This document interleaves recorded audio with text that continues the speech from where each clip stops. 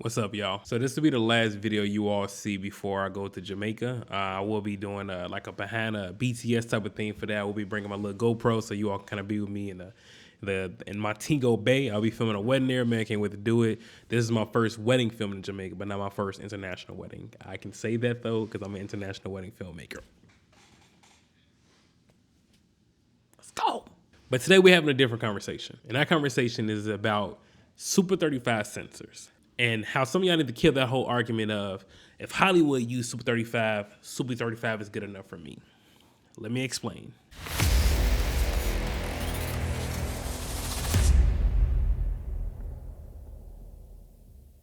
Last time I checked, we were at 1605 as far as subscribers. So again, welcome some of y'all newcomers, and I appreciate y'all for coming through. For some of my OGs, go on there and hit the thumbs up for me right now. Let me know y'all in the building. Roll call. Just give me a roll call. We in the building. Comment down below. But listen here. Now, to be clear, the camera I started with was a Canon SL2, a GH5, Fuji X-T4, and now an A7S III.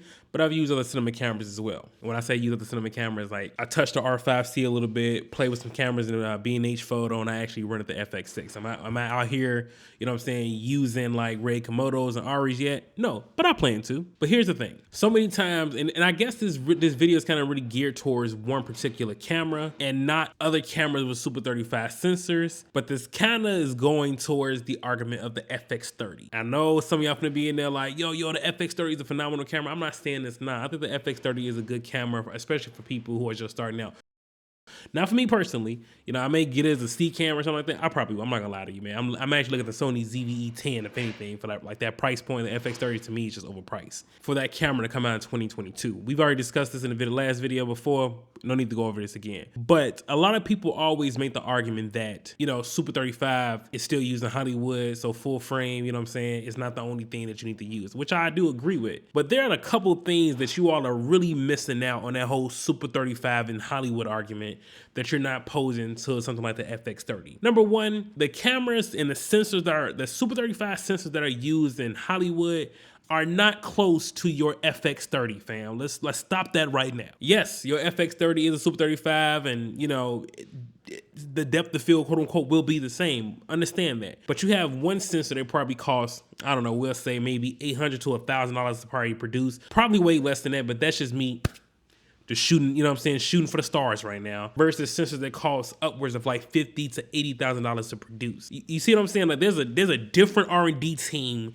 that's dealing with the FX30 and that's dealing with an ARRI Alexa or a Red Komodo or any Red camera with a Super 35 for that matter. Like I get it, you got a Toyota Prius or a Chevy Volt, but you ain't got a Tesla, fam. That's all I'm saying. Be like, these are two different lanes, two different type of sensors. Like one is designed with, you know what I'm saying, 16 plus stops of dynamic range, the color reproduction, the color science. There's so much more research that goes into that Super 35 versus your FX30, right? And I'm not saying this argument can be made for full frame either. But what I am saying is, like, honestly, you know, full frame just makes things easier, but that's a little bit longer down the video. Number two, your FX30 or hell, even your Blackmagic camera, which Blackmagic cameras are great. They have I wouldn't personally own one, but you know, nonetheless, you know, people try to make the argument that like, at least with Super 35 sensors, you know, you get a smaller body, smaller lenses, stuff like that, right? So in that argument, like, you know, again, you're technically not right, because Cine lenses are big as hell. Like if you decide to get a Cine lens on your Super 35 camera, your FX30, your Blackmagic camera, you're gonna be dealing with some like pretty nifty sized lenses, right? But also keep in mind, again, we have that whole argument that Super 35 is used in Hollywood. Okay, they're using a $70,000 to $80,000 sensor paired with $70,000 to $100,000 lenses, not Tamron lenses, not Viltrox lenses. You see what I'm saying? Not even G-Master lenses. We're talking about lenses that are pristine quality and looked at for every flaw, or that have built-in characteristics to match a certain look that the filmmaker is going for. Again, your FX30, they're not putting that much R&D into that sensor, into the lens combination for a $1,700 camera, bro. Like, stop it. You know what else make their Super 35 sensors better than your FX30 Super 35 sensor? is their set design. They are like their color palette, like their actors are wearing certain things, there are certain lamps, or certain practicals, or certain colors, all within that set with the whole team that they designed that with to complement whatever they are shooting, to complement the actors. Again, if you're not sitting here having a team with that type of sensor, those type of lenses with a set design, and then on top of that to have, I don't know, hundreds of thousands of dollars worth of lights on your set, you know, like, come on, man. Let's kill that argument. Let's kill that argument. The Super 35 that you hold in your hand right now is not the same that they're using in Hollywood. It's just not.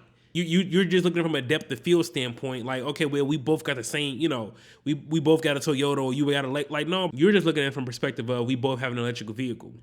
Yeah, dog, but my electrical vehicle lets me know if there's people on the side of the road, what type of cars in front of me. You know what I'm saying? Like, there's a lot more bells and whistles to a Tesla versus a Prius. And the argument of a Prius versus a Tesla, right? We're talking about your Prius is like a 04, 05, like the first model damn near, in comparison to the 2023 Tesla. You see what I'm saying? Like, they're just not in the same, they're not in the same class. Now, I know what you're gonna say, like, Sean, with the same argument can be made about full frame cameras and even the one that you're using now. And I would say you are 100% correct. But what I am saying is, like, at least with this camera here, I don't have a lot of money for light. So, you know, having a full frame sensor, you know, me bringing that extra light in does help. Me having like a little bit extra depth of field to kind of give me that quote unquote subject pop also helps. Like, yes, there are a lot more things that can make your subject pop outside of depth of field, right? Like, again, we talked about set design, lighting, right?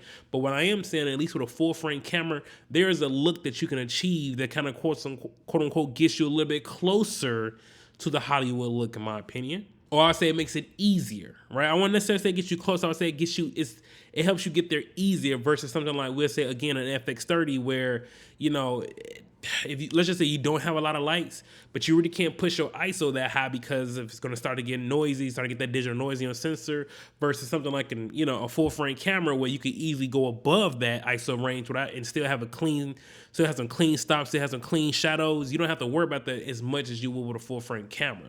What I'm saying is this: as a filmmaker, especially if you're not on big budget Hollywood sets, if you don't have a lighting team, if you don't have a set design, you're not spending thousands of dollars on your cine lenses to put a pair to your Super 35 sensor, having a full frame camera just can make things easier for you in certain regards. I hear YouTubers always try to say like, hey, your full frame camera is not that much better than my Super 35. Like, I mean, I hear you, you know, like, okay, sure, it's not, but it is. You know what I'm saying? Like, right now, if I go outside and shoot something, I can crank my ISO and you can't. You know what I mean? If I want the same depth of field look at an f2.8, I don't have to do any calculations. I can just stand there and know, like, okay, the f2.8, this is what it's going to look like on a 35mm sensor versus you on a 50mm sensor at f2.8, you're already at an f4. You see what I'm saying? Like, you already have to do calculations. I'm already in the shot. I already know what I got to do. And I also understand there's a time and place for the type of camera that you need. So all I'm saying is this: if you have a Super 35 camera, rock out, okay? I guarantee you know what I'm saying, depending on how good you are, you may be a better shooter than me, but I also know people who own Super 35 cameras who are phenomenal shooters with those cameras. I get that. This video is not for people like that who are skilled with their camera like that. This is for the people who try to almost beat up people who own full frame for us pointing out differences that are apparent. Like, we're not saying nothing that's not already in your face. Yes, my camera is better than your camera in a few regards, and it makes my job easier. I think at the end of this, that's all we're saying.